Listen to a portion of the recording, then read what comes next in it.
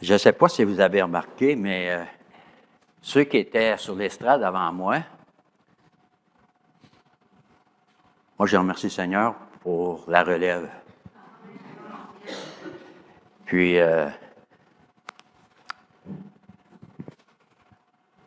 ça fait chaud à mon cœur, puis je veux les remercier qui, dans différentes circonstances, ils relèvent le défi de prendre part justement à la vie de l'Église. Parce que c'est ça qui va faire la différence, jusqu'à temps que le Seigneur revienne. Puis, alors, vous pouvez continuer pareil, même s'il va revenir, là. Non, je ne sais pas. C'est pas le temps d'accrocher vos patins. Alors, merci beaucoup au Seigneur, mais merci à vous. Puis, Denis, je t'inclus là-dedans.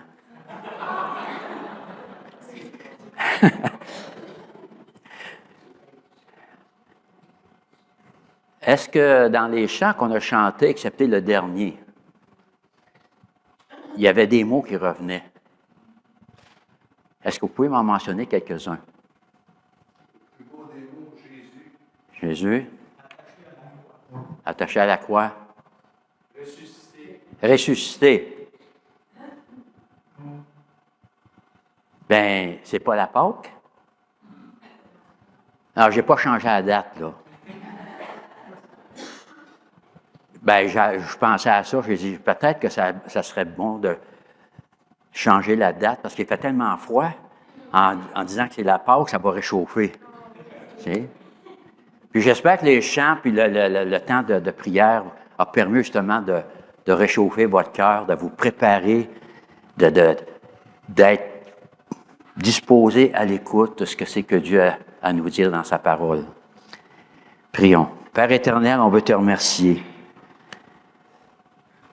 que dans ta bonté, dans ton amour, dans ta fidélité, dans ta miséricorde, tu as tendu la main envers nous, pécheurs, perdus, sans espoir, par l'entremise de ton Fils Jésus, qui est allé jusqu'à la croix, qui a subi le châtiment que l'on méritait. Mais ça, c'est pas fini là. Il a été mis dans le tombeau, mais il est ressuscité. Merci, notre Dieu, de cette victoire. Merci que tu nous offres, par l'entremise de ton Fils, justement, un plein pardon, la vie éternelle, de te réconcilier avec toi et d'avoir cette espérance, cette assurance que quiconque place sa foi en Jésus-Christ, eh bien, va être avec toi, avec Jésus, dans un lieu qu'on ne peut même pas s'imaginer. Mais on sait que à cause de toi, qui est parfait, ça sera l'endroit parfait. Merci de cette espérance, merci que tu nous as tendu la main, prêt à nous secourir, à nous relever. Puisses-tu bénir ta parole ce matin? Instruis-nous, parle à nos cœurs, et que cette parole que tu veux semer en nous puisse faire une différence, continuer à nous transformer pour ta gloire, au nom de ton Fils. Amen. Alors, c'est ça, c'est la résurrection. Jésus, la résurrection et la vie. C'est pas obligé d'être juste à la Pâque qu'on adresse ce sujet-là si important. Et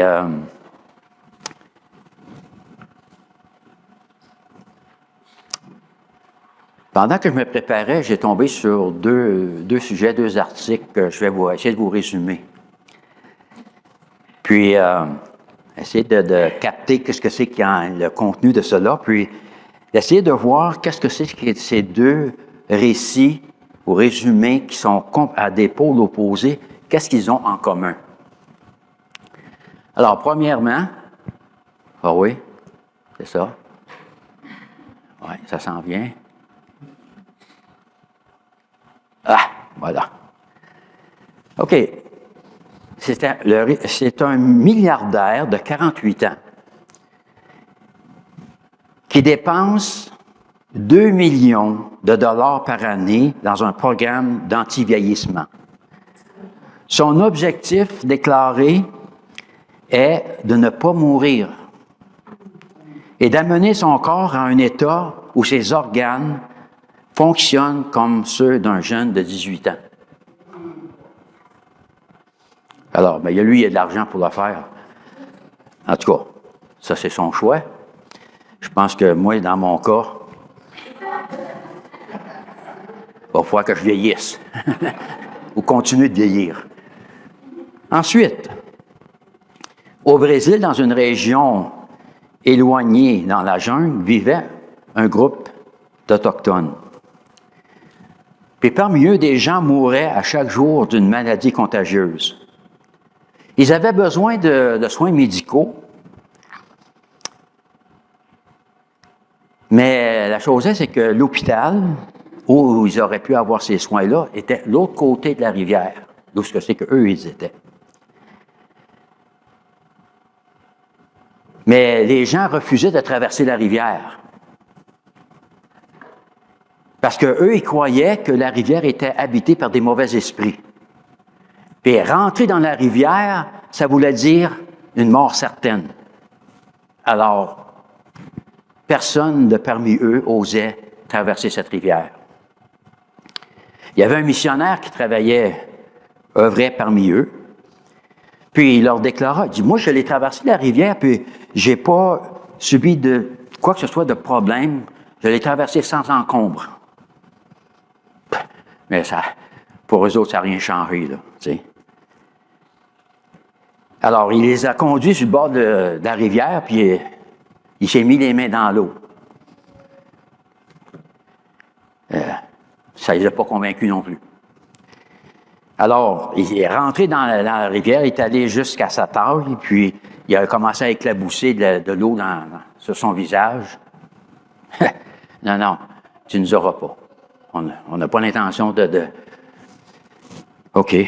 Alors, finalement, le missionnaire plonge sous l'eau et nage sous l'eau jusqu'à temps qu'il arrive sur l'autre rive. Il sort de l'eau. Sur la rive, il montre un point comme quoi que un point de victoire, un signe de victoire. Et c'est alors que les Autochtones ont commencé à applaudir, puis petit, un à un, ils ont rentré dans la rivière pour la traverser, puis avoir les soins dont ils avaient besoin.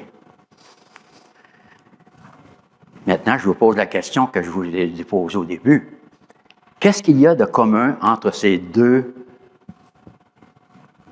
cas, là, le milliardaire qui dépense 2 millions, puis ces Autochtones qui ont besoin de soins?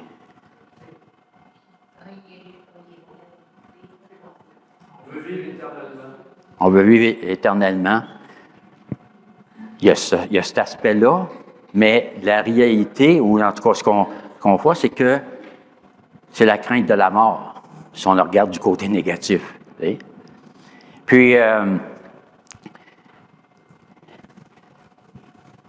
9 novembre dernier, c'était dans cette même série que je suis en train de faire, puis ça fait quasiment 2 ans que j'ai commencé. Fait que vous êtes tough, vous avez enduré ça. Mais aujourd'hui, c'est comme la dernière de cela. Mais la dernière fois, le 9 novembre, on s'est attardé sur les souffrances que Jésus a endurées, le menant au supplice atroce de la croix,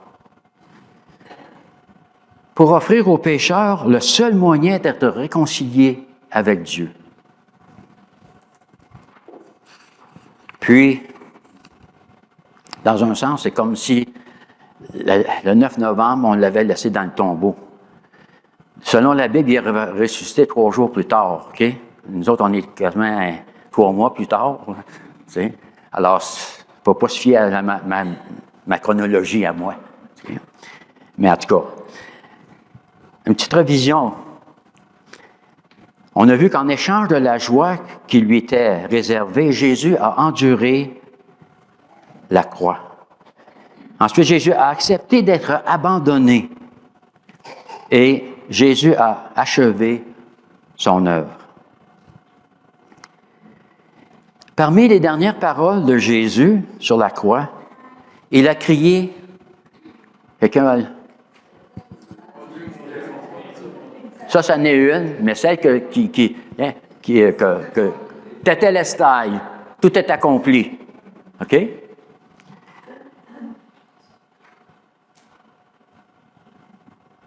Mais en disant cela, ça ne s'est pas réalisé juste avec la mort de Jésus. Parce qu'il fait, s'il serait resté mort, ben, est-ce que ça aurait vraiment tout été accompli? C'est la résurrection, sa résurrection, dans un sens qui a mis le sceau de Dieu que c'était véritablement accompli. Et le Nouveau Testament rapporte que Jésus est mort, qu'il a été mis dans le tombeau, mais il n'y est pas resté, puisqu'il est ressuscité. Selon un sondage qui remonte à 2021, le Journal de Montréal, la mort figure comme la 4e plus grande peur des Québécois.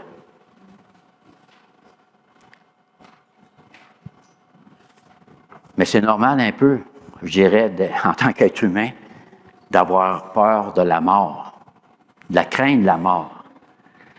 Parce que, en fin de compte, c'est de l'inconnu. On aime bien ça, savoir ce qui nous attend. T'sais? Mais on n'est pas prophète. On fait face à l'inconnu. Alors, c'est un peu normal.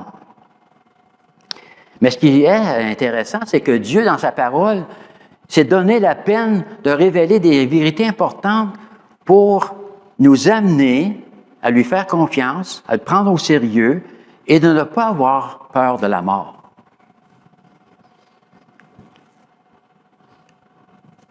La mort de Jésus est un élément de première importance dans le plan de Dieu pour sauver l'humanité. Mais sans la résurrection, sa mort aurait été tout simplement une autre mort, comme n'importe quelle autre. Rien de plus. Dans Jean 10, Jésus dit des paroles qui m'ont tout le temps un peu comme laissé perplexe. Parce qu'il dit, « Le Père m'aime parce que je donne ma vie afin de la reprendre. Personne ne me l'ôte, mais je la donne de moi-même. J'ai le pouvoir de la donner et j'ai le pouvoir de la reprendre. Tel est l'ordre que j'ai reçu de mon Père. »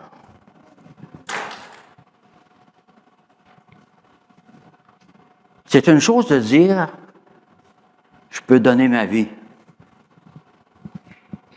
Mais d'arriver et de dire, je peux la reprendre, j'ai le pouvoir aussi de la reprendre. Parce que comment est-ce qu'un être mort peut de lui-même se redonner la vie? Mais c'est ce que Jésus a dit.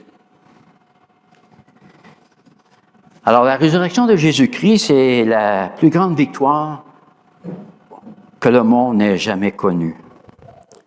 Et ce que j'aimerais vous partager ce matin par rapport à la résurrection de Jésus-Christ, c'est que ça l'amène des résultats ou des conséquences. Et c'est ce que nous allons regarder ensemble. Jésus est ressuscité d'entre les morts, vainquant la mort. Si la mort et la résurrection de Jésus-Christ n'ont aucune importance, je me demande pourquoi que la Bible en fait si souvent mention. Pourquoi traiter d'un sujet qui n'est pas important? Si Jésus n'est pas ressuscité, essentiellement, l'Évangile c'est de la poudre aux yeux. C'est une supercherie. C'est une arnaque d'une grandeur considérable.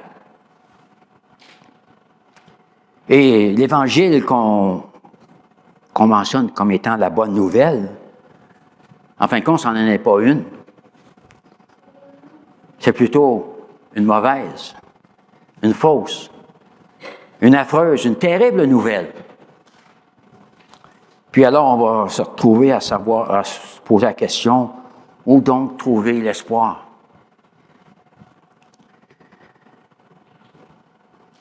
Dans le 3e chapitre de Genèse, Dieu révèle que la postérité de la femme, qui est le libérateur promis, aurait le dessus dans le conflit avec l'ennemi acharné de Dieu, c'est-à-dire Satan.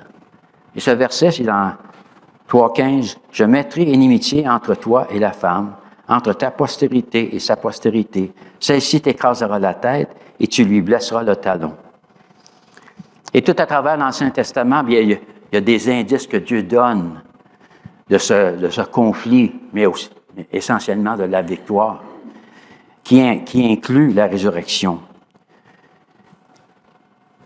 D'autres passages de l'Ancien Testament sont cités dans le Nouveau comme prophétisant la résurrection de Jésus. Mais c'est dans le Nouveau Testament que le sujet est plus développé, mentionné. C'est un sujet qui est d'une importance capitale, majeure. Sur votre feuille, vous avez un petit tableau là parce que je me suis dit, OK, la résurrection, puis c'est important, mais ma curiosité m'a amené à faire une petite recherche. Puis c'est pas une recherche scientifique, là, je veux dire, mais c'est que ça donnait une idée. Et là, sur ce tableau-là, j'ai comme pris le Nouveau Testament, puis j'ai pris les évangiles, Actes, les épîtres de Paul, puis les épîtres générales, puis l'Apocalypse, puis là, le nombre de chapitres dans chaque, puis il y a un total de 260 chapitres dans le Nouveau Testament. Maintenant, si on les prend, on dit par groupe, comme les évangiles, il y a 90 chapitres. Puis, le mot résurrection ou ressuscité revient dans 30 à 35 chapitres, ce qui représente 33 à 39% des chapitres dans les évangiles. Alors, si on enlevait si c'est un sujet qui n'est pas important puis qu'on doit mettre de côté, ça veut dire qu'il y a 30 à 35 chapitres dans les évangiles qu'on devrait mettre de côté. Mais ce qu'on voit, c'est que dans les derniers chapitres de chacun de ces évangiles, chacun déclare sans équivoque que Jésus est ressuscité des morts. Ah, ça, j'ai oublié de... Vous avez le même tableau, là, je disais 5 pour... Mais, comme l'exemple dans l'Évangile de Luc, on lit dans Luc 24, 6, « Il n'est point ici, mais il est ressuscité. » Et dans chacun de ces évangiles, si vous, la prochaine fois que vous lisez, ou en tout cas prenez note, vous allez voir, c'est plus ou moins la même chose qui est déclarée. Puis c'est le point culminant de chacun de ces évangiles. Et si on enlevait justement les chapitres rapportant la résurrection de Jésus des évangiles, tout ce qui précède ces chapitres, ces derniers chapitres-là ou ces déclarations-là, bien, en fin de compte, pourquoi l'avoir inclus? OK, c'est ça une belle biographie peut-être, mais ça nous laisserait en suspens. Pourquoi nous avoir raconté depuis la naissance jusqu'à sa mort? Puis après ça, quoi? Quelle différence que ça fait? Ça n'a aucune valeur. C'est pas pertinent.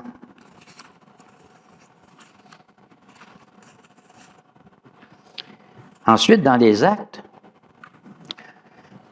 qui a 28 chapitres. Je ne l'ai pas affiché, mais vous avez sur votre feuille. S'il y en a, y a-t-il quelqu'un qui a besoin d'une feuille? Il y en a en arrière. D'habitude, je lis ça au début, là, comme ça, m'assurer de... Il y a quelqu'un d'autre qui est en avant, là. Ça s'en vient, ça s'en vient. C'est la dernière, OK. Merci. OK, ça, c'était la pause commanditaire. On continue. Alors, on arrive dans les Actes, il y a 28 chapitres. Puis, dans les Actes, il y a 20 chapitres qui font référence à la résurrection. Ça veut dire 71% du livre des Actes. OK? Alors, si vous faites le petit calcul, vous enlevez ces chapitres-là, et il ne reste pas grand-chose. Et là, je vous donne un exemple dans Acte 2, 4.2, c'est-à-dire, ils enseignaient, en parlant des apôtres, le peuple et annonçaient en la personne de Jésus la résurrection des morts.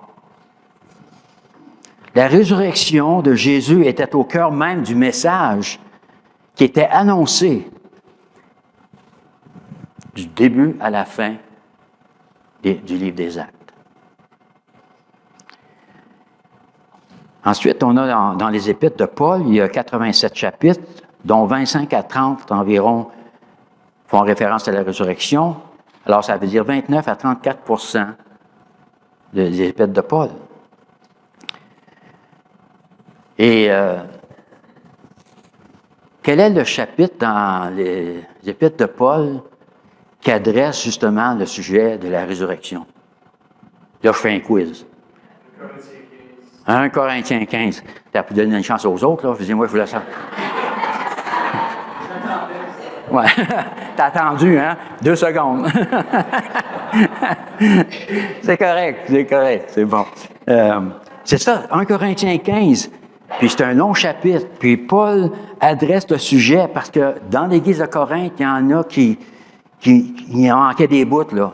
Ils doutaient ou ils pensaient que, en tout cas, quoi que ce soit. Vous lirez le chapitre, vous verrez. Mais Paul commence ce chapitre-là en parlant de l'Évangile. Puis il fait référence au fait que Jésus est mort, qu'il est enseveli, puis qu'il est ressuscité, comme dit les Écritures. Est-ce que... Wow. OK, c'est celui-là. Par exemple, comme on vient de le dire, 1 Corinthiens 15, 5 et 6, Jésus, est ressuscité le 3e jour selon les Écritures. Verset 6, Jésus est apparu à plus de 500 frères à la fois, dont la plupart sont encore vivants. Et là, à la fin de ce chapitre, Paul cite l'Ancien Testament déclarant que la mort a été vaincue et il ajoute cette reconnaissance au verset 57. Mais grâce soit rendue à Dieu qui nous donne la victoire par notre Seigneur Jésus-Christ. OK? Et je vais sauter à l'Apocalypse. Je vais sauter des épîtres générales. Là, il y a, dans 34 chapitres, il y en a 10 à 12 qui mentionnent la résurrection, donc 29 à 35%. Apocalypse, il y a 22 chapitres, 6 à 8 chapitres, dont ça représente 27 à 30%. À 36%, c'est-à-dire. Et le verset que vous voyez là, c'est Apocalypse 1, 18. Jésus apparaît à Jean et lui dit, fait cette déclaration, « Je suis le premier et le dernier et le vivant. J'étais mort et voici, je suis vivant au siècle des siècles. Je tiens les clés de la mort et du séjour des morts. » Une autre déclaration assez formidable, hors de l'ordinaire, inattendue, en tout cas de mon point de vue à moi, mais c'est ce qu'il a déclaré. Alors, en vainquant la mort, Jésus a ouvert la voie permettant à ceux qui ont placé leur foi en lui d'échapper au jugement final qui comprend la mort éternelle, c'est-à-dire d'être séparé de Dieu pour toujours.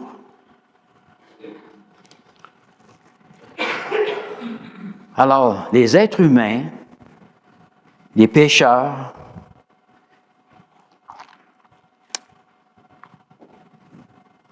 sont désormais, d'après ce que Dieu révèle, devant le même choix qu'il avait donné à Israël il y a de nombreuses années, quand on...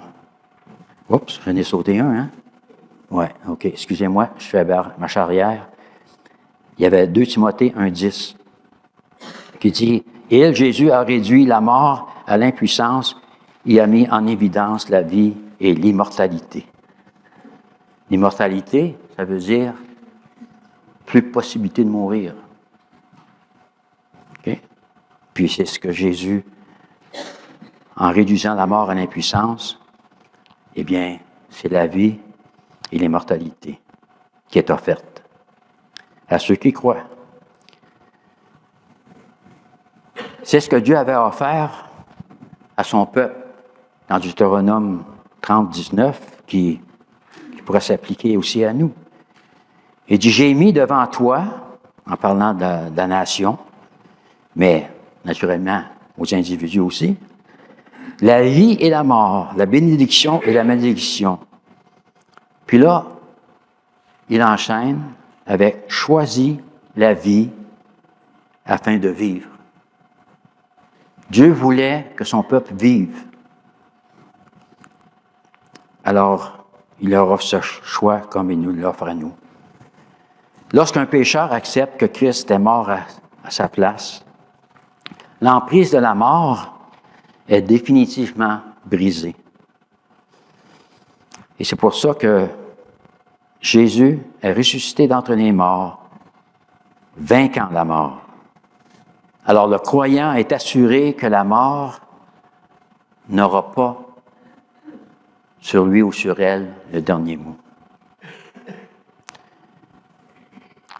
Alors, si on regarde l'ensemble du Nouveau Testament, dans les 260 chapitres, il y a 90 à 100 chapitres qui représentent 35 à 40 du Nouveau Testament qu'on devrait enlever. Et pour certains, ça ferait leur affaire parce qu'il y aurait moins à lire. Mais lire un livre avec un message sans fond, 20, ça donne quoi? En tout cas, on continue. Ensuite, Jésus est ressuscité d'entre les morts, donnant la vie. Comme on a vu au début dans mon introduction, ce monsieur, ce milliardaire, mais on vit dans un monde obsédé par la longévité. Il y a des régimes, des suppléments, de la thérapie cellulaire, des produits anti-âge, puis mettez-en, il y en a. Mais malgré tous les efforts que l'être humain peut se inventer, se donner, essayer, vous savez ce qui est inévitable? Vous savez, hein? La mort. À un moment donné, ça va dire, ça va te rattraper, ça va nous rattraper. À moins que le Seigneur revienne avant que ses enfants qui sont encore vivants, ils seraient épargnés. Puis je pense que tout le monde souhaite ça. Mais la chose est, c'est qu'il n'y a aucune garantie. Mais il y a une garantie que ceux qui ont cru en lui ont la vie et ils vont avoir part à la résurrection. Le message de l'Évangile est un message de vie. Hier, notre frère André Constant, à la méditation qu'il a partagée au déjeuner des hommes, bien, il a dit une petite phrase qui a comme... Parce que moi, je savais que ce qui s'en venait, là, mais il a dit, le message de Satan, c'est la mort. Lui, il veut complètement faire le contraire de ce que c'est que Dieu veut faire et offrir aux êtres humains. Puis, en tout cas, le message de l'Évangile est un message de vie, de réconciliation du pécheur avec Dieu. Un message de vie qui repose en fait, pas juste sur la mort de Jésus, mais sur sa résurrection. La résurrection est la victoire sur la mort, permettant à Dieu, par l'entremise du sacrifice de Jésus-Christ et sa résurrection d'entre les morts, d'offrir à quiconque croit en lui la vraie vie. La vraie vie, spirituelle et éternelle. Ce qui est intéressant quand on lit l'Évangile de Jean, c'est qu'il donne le but de son Évangile. Puis, je me demande pourquoi il le met à la fin. Parce qu'il dit, dans le chapitre 20, 31, « Mais ces choses ont été écrites afin que vous croyiez que Jésus est le Christ, le Fils de Dieu, et qu'en croyant, vous ayez la vie en son nom. » Je sais que c'est l'Esprit de Dieu qui inspire, on va dire, les Écritures. Puis il y a une raison quoi qu'il a dit à Jean, bien, mets donc ça au chapitre 20 au lieu du chapitre 1. Hein? Peut-être que quand les gens arriveraient sur son but, ils disent « Ah, je me manque un bout, on va recommencer à lire. » En tout cas. Mais ce qui est intéressant, c'est que quand il écrit ça sous l'inspiration de l'Esprit, il écrit ça pour ses lecteurs, des personnes qui vont prendre le temps de lire. Mais ces personnes-là, qui sont vivants physiquement, ils sont, quoi? Morts spirituellement. Et le désir, le but de Jean, c'est que ces gens-là puissent lire et comprendre qu'ils ne sont pas obligés de rester morts spirituellement. Parce que, en croyant, en plaçant leur foi en Jésus, ils vont avoir la vie.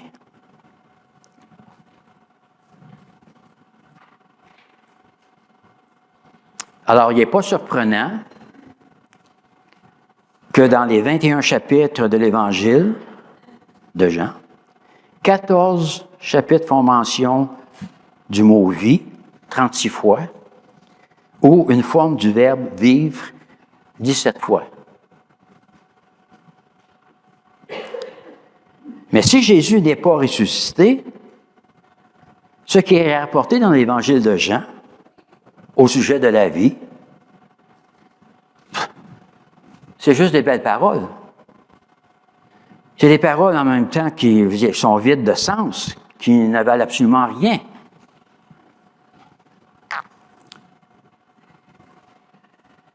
Mais on ne peut pas s'esquiver du fait que, en lisant l'Évangile de Jean, le mot « vie » ou « vivre »,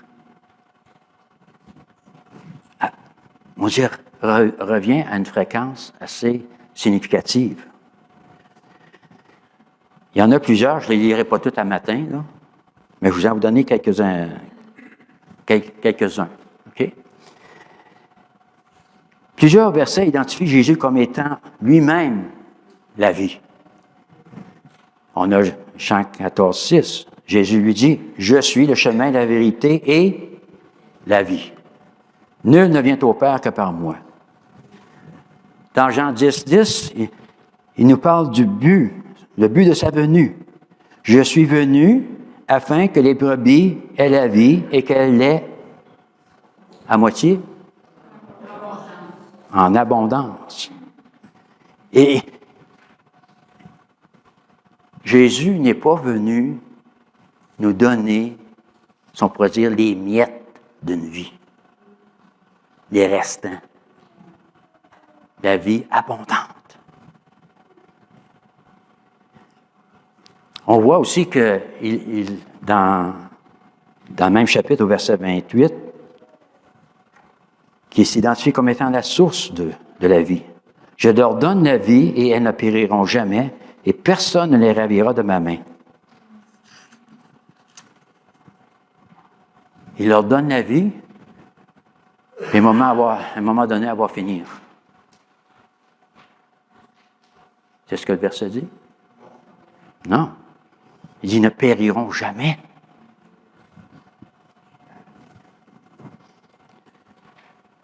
La résurrection de Jésus confirme une promesse que les enfants de Dieu recevront un jour un nouveau corps, une vie pleinement épanouie, et ça pour toujours. À un moment donné, Jésus dit aux chefs religieux qui sondaient les Écritures en espérant par elles d'avoir la vie éternelle. On peut chercher d'obtenir la vie éternelle de toutes sortes de différentes manières. Mais il y a juste une manière qui compte. Puis Jésus le dit à ses chefs religieux, dans Jean 5, 40, « Et vous ne voulez pas venir à moi pour avoir la vie. » Vous voulez le faire à votre manière, avec vos propres efforts, mais ça ne marchera pas. Ensuite, Jésus, dans le chapitre 17, il définit ce qu'est la vie éternelle. Alors, la vie éternelle, c'est qu'ils te connaissent, toi, le seul vrai Dieu, et celui que tu as envoyé, Jésus-Christ. Bien souvent, on perçoit la vie éternelle comme « Ah ben, j'ai mon billet pour le ciel. » Puis là, ben, j'ai un qu'à attendre, puis tout va tomber en place, puis, tu sais, selon ce que Jésus dit, c'est plus que ça. C'est pas juste dire, ben là, moi, je suis certain d'avoir la vie éternelle, puis un jour lointain, là, ça va se réaliser. La vie éternelle, c'est une relation intime avec Dieu et Jésus-Christ qui commence dès qu'on place notre confiance en lui, et c'est une vie éternelle qui se vit maintenant, dans le présent, de jour en jour. Ensuite, on continue dans l'Évangile de Jean. On a le récit de Lazare, chapitre 11.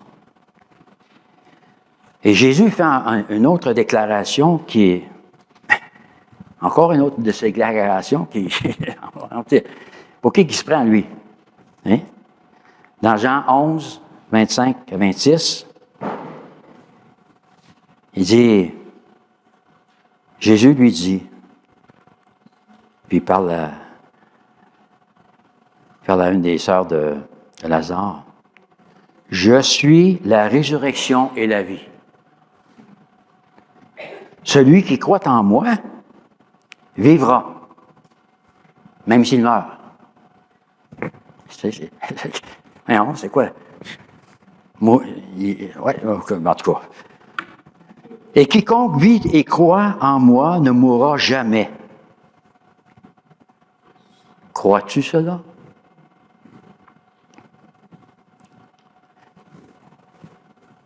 C'est une bonne question, hein? C'est une question qu'il pose à Marthe. Et que, je dirais qu'il nous la pose à nous, à chacun d'entre nous. Crois-tu cela? Et là, un autre verset que j'aimerais vous partager, c'est que pour obtenir la vie éternelle, eh bien, elle est offerte par Dieu, et il nous dit le moyen de l'obtenir à plusieurs reprises. Je vous donne un exemple dans Jean 5, 24. En vérité, je vous le dis, celui qui écoute ma parole et qui croit à celui qui m'a envoyé a la vie éternelle et ne vient point en jugement, mais il est passé de la mort à la vie. Vous avez remarqué, c'est au présent, ça. Ça veut dire, c'est pas quelque chose, oui, ça va se concrétiser plus tard, mais c'est maintenant. La vie éternelle. puis qui est passé de quoi à quoi? De la mort qu'on craignait. Au moins peut-être qu'on craignait. Je ne sais pas pour vous. De la mort à la vie. Alors Jésus est ressuscité d'entre les morts, donnant la vie. La vraie vie. La vie qui était, si on pourrait dire, ce que Dieu voulait que ce soit dès le début, mais que nos premiers parents ont saboté. Mais ça n'a pas empêché Dieu de dire, OK, on va s'arranger d'une autre manière pour leur offrir la vie, parce que je veux qu'ils vivent. Je voudrais qu'ils vivent réellement, différemment, éternellement. Ensuite, troisièmement, Jésus est ressuscité d'entre les morts, offrant une raison d'être ou un sens à la vie. Par sa mort, son ensevelissement, sa résurrection, Jésus a achevé l'œuvre du salut. Le croyant est délivré de sa condamnation, de sa vie passée de péché, et ainsi que la mort. La mort physique, mais je veux dire, pas seulement physique l'accent, mais c'est sur la mort éternelle, séparée de Dieu pour toujours. Le croyant a dès lors une nouvelle vie, incluant un nouveau but pour sa vie. Il a une nouvelle identité, celle d'enfant de Dieu, membre de sa famille spirituelle.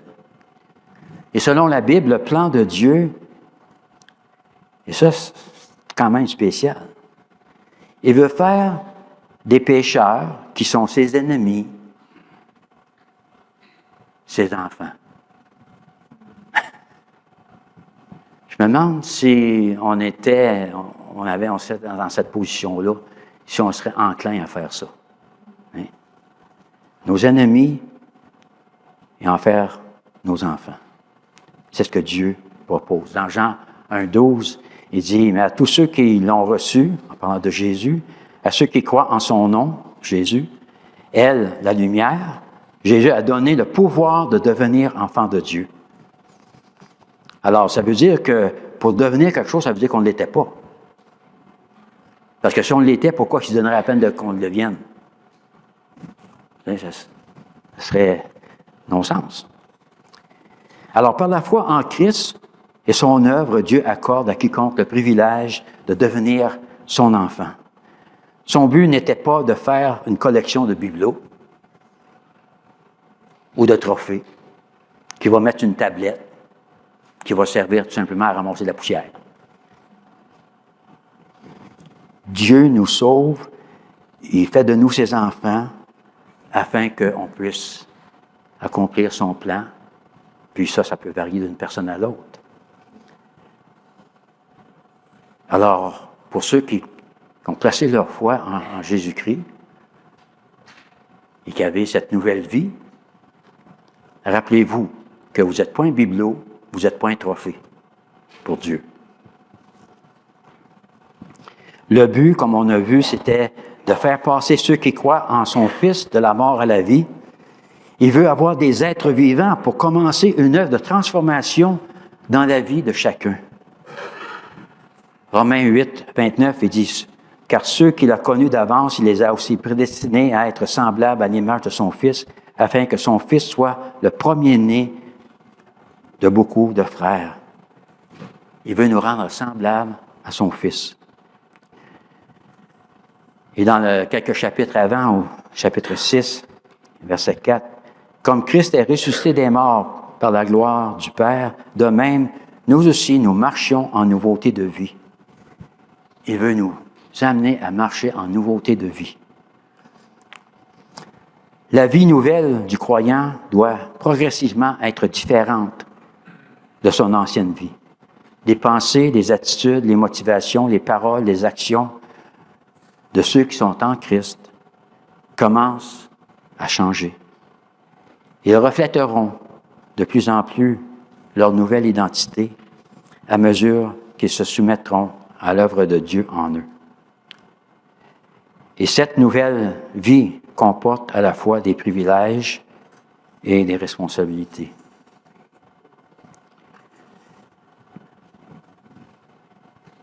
Et le Seigneur révèle dans sa parole justement les privilèges et les responsabilités du croyant, ce qu'ils sont appelés à faire.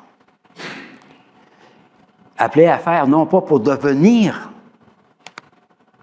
des enfants de Dieu, mais parce qu'ils sont devenus des enfants de Dieu et ça l'affecte leur comportement, leurs agissements. Et là, il y en a plusieurs, OK, mais je vous en donne un juste pour commencer votre réflexion. Jésus, dans Matthieu 28, Jésus s'étant approché et leur parlant ainsi, « Tout pouvoir m'a été donné dans le ciel et sur la terre.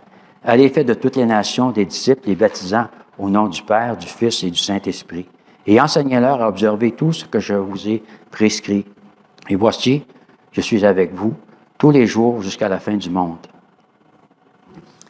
Considérez les mots-clés qui définissent les rôles ou les responsabilités des croyants. On a des verbes, aller, faites, baptiser, enseigner, observer. Ce sont des mots qui nous interpellent, qui interpellent les disciples à l'action. Et là, j'ai fait une autre petite recherche, je n'ai pas de diapo pour ça. Mais dans le Nouveau Testament, il semblerait qu'il y ait à peu près 1600 impératifs. Okay? 1600. Et de ceux-là, il y a entre 1100 à 1200 qui s'adressent, puis je sais qu'il y en a qui se répètent, là, des fois c'est plus qu'une fois, mais en tout cas. Donc, alors, 1100 à 1200 qui s'adressent aux enfants de Dieu. Alors, si on mettait en pratique un de ces commandements, un de ces impératifs par jour, ça nous prendrait combien de temps pour toutes les couvrir? On serait occupé pour une secousse, hein? En tout cas, c'est juste que j'envoie ça comme ça, là.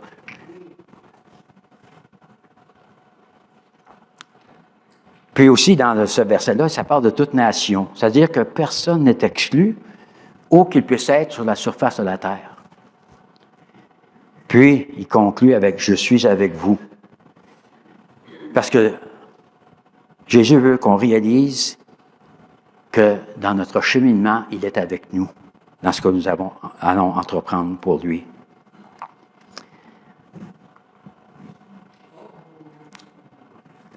Quand le nouveau-né est ajouté à la famille, aussitôt, il a une identité. Hein? C'est pas l'enfant du voisin, c'est l'enfant de la famille qui ont permis qu'il y ait naissance. Puis, bien souvent, il va porter quel nom? De la rue où il demeure? Hein? Ah non. En tout cas, puis cet enfant-là progressera en maturité à mesure qu'il apprendra la culture de la famille. Là, on a une belle photo, hein? Mais disons qu'on avance de 20 ans, puis qu'on est à la même photo. C'est juste que le bébé serait un petit peu plus grand. Je dirais, bien, il y a quelque chose qui ne va pas, là. En tout cas, être membre de la famille, cet enfant aura à la fois des privilèges comprenant la sécurité, l'appartenance et la provision, le bien-être, mais aussi des responsabilités comprenant des tâches adaptées à son âge et qui aidera et servira la famille. C'est ce que Dieu aimerait voir au sein de sa famille. Puis on le limite pour nous-mêmes à l'Église locale.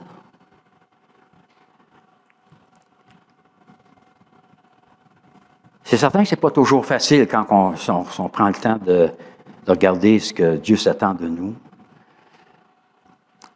Parce que même si on est né de nouveau, notre identité première, c'est qu'on est en Adam. Et nous sommes naturellement égocentriques. C'est moi, que moi, et rien que moi. Même les enfants de Dieu seront tentés de chercher leur raison d'être dans les choses de ce que le monde offre au lieu de celles que le Seigneur offre. En tant qu'enfant de Dieu, il s'agit d'aligner notre raison d'être selon le but que Dieu a pour nous en se rappelant. 1 Corinthiens 15, 58, « Ainsi, mes frères bien-aimés, soyez fermes, inébranlables, travaillant de mieux en mieux à l'œuvre du Seigneur, sachant que votre travail ne sera pas vain dans le Seigneur. » Pour ceux qui ont déjà lu 1 Corinthiens 15, est-ce que ce verset-là s'applique juste à une conférence de pasteurs? Ou à des ouvriers? Non, il s'adresse aux croyants en général, à l'Église de Corinthe, mais qui s'adresse à nous. L'œuvre du Seigneur, c'est pas, si on pourrait dire, entre guillemets, là, ce qu'on définit ou qu'on croit. Servir le Seigneur, c'est de faire ce qu'il met devant nous comme responsabilité. Et ça peut varier d'une personne à l'autre. C'est ça, servir le Seigneur. Tu n'as pas besoin d'avoir un diplôme, pas besoin d'avoir un titre. C'est d'avoir un cœur disponible à servir le Seigneur qui, inévitablement, dans la plupart des cas, va servir les autres. Alors, Jésus est ressuscité des morts, donnant une raison d'être. Une raison d'être qui est pertinente, durable et éternelle.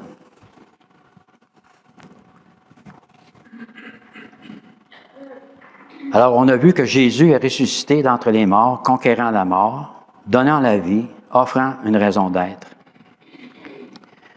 Et Dieu a fourni tout ce qui est nécessaire en Jésus pour le plan de retraite spirituelle, pour tous les pécheurs qui soient prêts à l'accepter.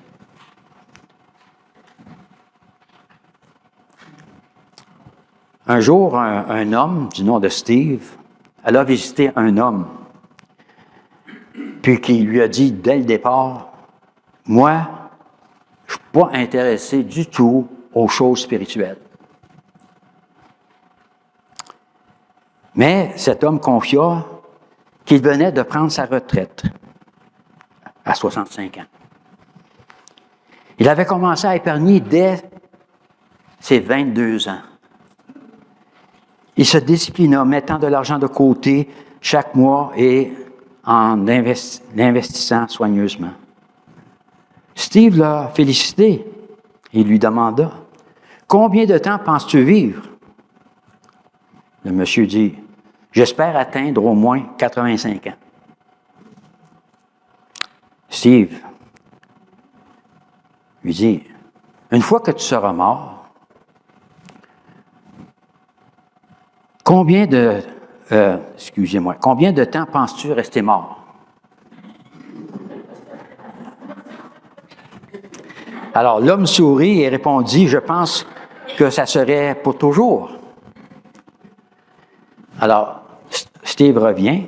« Si je comprends bien, tu t'es préparé pendant 42 ans, parce qu'il avait commencé à 22 ans, pour ta retraite que tu espères durera 20 ans.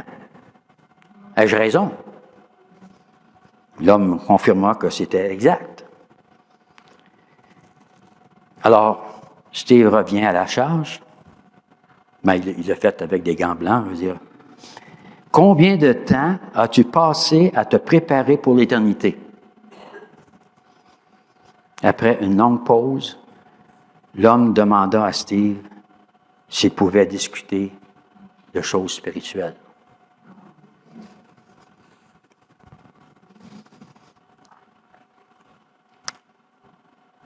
Cela m'a amené à penser, c'est quoi mon plan de retraite spirituelle? Quel est votre plan? Quel est ton plan pour la retraite spirituelle? Parce que Dieu a tout pourvu. Puis il n'y a pas 10, une douzaine de manières. Il y a un moyen